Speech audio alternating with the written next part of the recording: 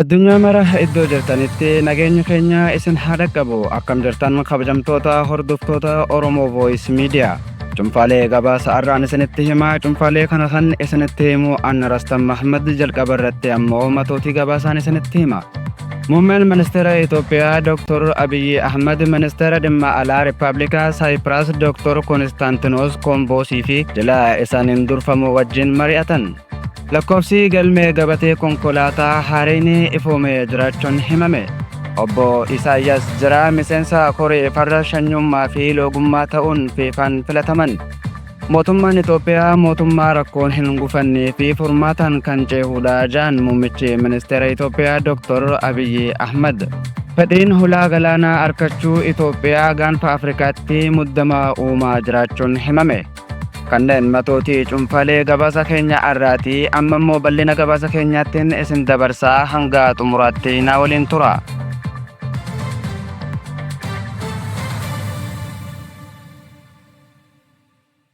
Muummeen ministeera Itoophiyaa Dr. Abiy Ahmed ministeera dhimma alaa Rippaabilika Saayipiraas Dr. Konstaantinos Komboosii fi jila isaaniin durfamu wajjin mari'atan. Dr. Abiy Ahmed karaa fuula miidiyaa hawaasummaa isaaniitiin akka maxxansanitti naannoo giddugaleessa Itoophiyaatti turtii taasifne xumuruun gara Finfinneetti erga deebinee jilicha waliin dhimmoota waloo irratti mari'annee jedhan. Biyyoonni lamaan hariiroo dippiloomaasii, diinagdee fi siyaasaa caalmatti cimsuuf fedhii qabaachuu kaasuun marii bal'aa godhuu isaanis hime. Lakkoofsi galmee gabatee konkolaataa haareenii ifoome. Ministeerri geejjibaa fi loojistikii lakkoofsa galmee gabatee konkolaataa haareenii mallattoo eenyummaa Itoophiyaa qabaa jechuun ifoomse.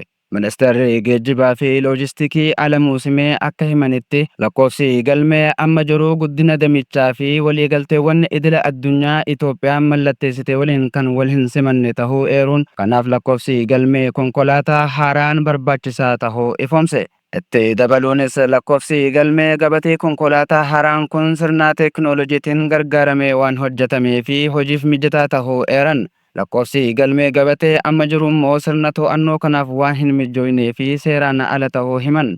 Gabatee haaraan kun odeeffannoo iccitii waa'ee konkolaataa kana odeeffannoo guutuu kan of keessaa qabu yoo ta'u, qaamoleen to'ataniin karaa teekinooloojiitiin adda baafamuun kunis hanna guutumatti kan dhabamsiisu tahuu ministeerichi beeksisee jira. Akkasumas gabatee konkolaataa haaraan kun bara 2018tti guutumatti kan hojiirra ooluu fi abbootiin qabeenya konkolaataa akkaataa sagantichaatiin yeroon akka galmaa'an yaadachiisee jira. Obbo Isaayyaas Jiraa miseensa koree farra shanyummaa fi loogummaa ta'uun fiifaan filataman. Pirezidaantiin Federeeshinii Kubbaa Miilaa Itoophiyaa Obbo Isaayyaas Jiraa miseensa koree farra shanyummaa fi loogummaa ta'uun fiifaadhaan filatamanii jiraachuun himame. Miseensa koree hojii raawwachiiftuu Konfedereeshinii Kubbaa Miilaa Afrikaa fi Pirezidaantiin Federeeshinii Kubbaa Miilaa Itoophiyaa Obbo Isaayyaas Jiraan waggoottan afran itti aananiif miseensa koree farra shanyummaa fi loogummaa ta'uun akka tajaajilan waldaan Federeeshinii Kubbaa Miilaa addunyaatiin filatamee jira. Mootummaan Itoophiyaa mootummaa rakkoon hin gufannee fi furmaataan kan cehuudha jahan muummichi ministeera Itoophiyaa Dr. Abiy Ahmed.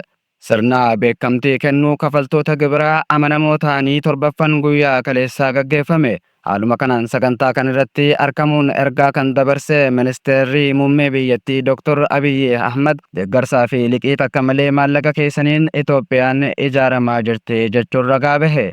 Kana malees dhaabbileen dhuunfaa bu'aa dhuunfaa isaanii caalaa dhimmoota hawaasummaaf of qopheessuu akka qaban dubbate.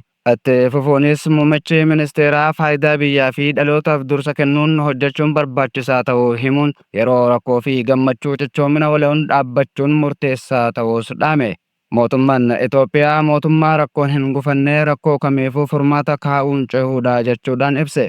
Waan dubbanne ni raawwannaa kan jalqabnee ni xumurraa wacaan hin raafamnu kabajamuun of hin dagannuus jahan. Bara Itoophiyaan bayyanachuu eegalte waan ta'eef hojiin hojjetamu kamuu daangaa Itoophiyaa keessatti qofa daanga'uu akka hin qabnes hubachise. Itoophiyaa qofa keessatti osoo hin taane biyyoota Afrikaa biroo keessatti oomishuu eegaluun murteessaa ta'uu kaasuudhaan qormaatawwan mudatan kamuu gara carraatti jijjiiruun Itoophiyaa ijaaruuf cichoominaan hojjechuun barbaachisaa akka ta'us hubachiisanii jiran. Fedhii hulaa galaanaa arkachuu Itoophiyaa gaanfa Afrikaatti muddama uumaa jiraachuun himame. Itoophiyaa fi Somaalilaand waggaa lama dura waliigalteen fayyadama hulaa galaanaa irratti walii mallatteessuun biyya ollaa Soomaaliyaa wajjin muddamni uumamee waliigaltee Ankaraatiin goolabamuu booda xiyyeeffannoon Itoophiyaa gara Galaana Diimaatti naanna'e. Itoophiyaan dogoggora siyaasaan buufata galaanaa Asab kan Galaana Diimaarra jiru dhabde jechuun buufata qaama Itoophiyaa ture jettu deebifachuun si hin oolu jahame.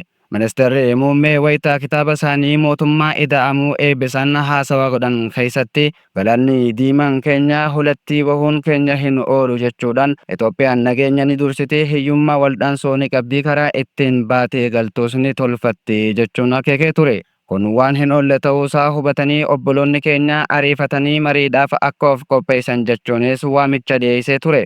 Haa ta'u malee dubbiin isaanii tun maqaa biyya eeruu baattus Eertiraa akka ta'u maltu akeekame. Kana malees ministeerri ittisa Itoophiyaa irra deddeebiin ibsa baasaa jira. Guyyoota lamaan dabran ibsa baaseen faayidaa biyyoolessa Itoophiyaa mirkaneessuuf aarsaa kamuu kafaluuf qophii ta'uu isaanii ibse. Gaafii Galaana Diimaa ija kamiinuu sirrii miti jahanii afaan faajeessuu yaaluun baandummaa alatti sababa amansiisaa tokkollee akka hin qabnes akeekkachiise. Eertiraan ammoo yaadota Galaana Diimaa ilaalchisee gama Itoophiyaarraa ka'aniif deebii wal fakkaataa kenniti. Ministeerri odeeffannoo biyyattii Yamaanee Gabra Masqal ibsa dhiyeenyatti baasaniin paartiin badhaadhinaa karaa hin taanetti saffisaan deemaa jirti jechuun cinatti ilaalchi isaanii itti gaafatamummaan isaanii hanqataadhaas jahan. Xiinxaltoonni siyaasaa naannichaa fi kanneen mootummaa Itoophiyaatti dhiyeenya qaban muraasni Eertiraa fi Itoophiyaan hulaa galaanaa irratti waliigaltee irra gahuu baannaan waraanni waan hin oolle tahaa ja'anii tilmaama kennaa jiru. Gaafiilee kana irratti ajajaan waraana Itoophiyaa duraanii Leet Jeneraal Yohaannis Gabra Masqal turtii miidiyaa waliin taasiseen gaafiin hulaa galaanaa waan reefu lafaa ka'e miti jechuun ifoomse. Baroota dabree hasaasamaa ture wanti haaraan amma ta'e uummanni fi mootummaan dhimmicha irratti wal ta'anii dhiibuu isaaniiti jechuudhaan hime. Itti fufoonis amma dhimmichi akka idaa haaromsaa sanitti namni hundi kan irratti walii galu ta'uu akeekuun dubbiin tun falaa argachuuf yeroon isii amma ta'uus dhaaman.